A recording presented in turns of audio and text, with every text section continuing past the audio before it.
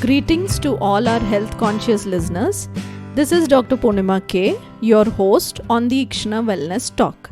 Today we are delving into a topic that affects many, which is allergic cough.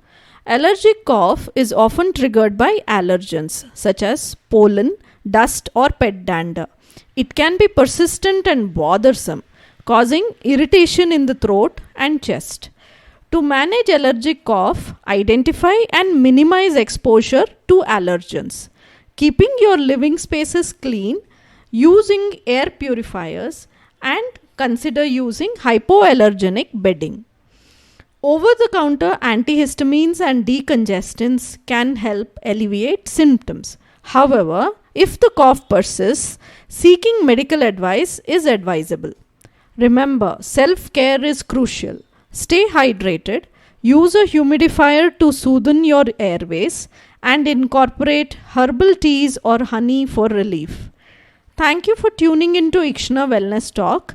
Empower yourself with knowledge, take steps to manage allergic cough, and breathe easy. Until next time, take care and be well.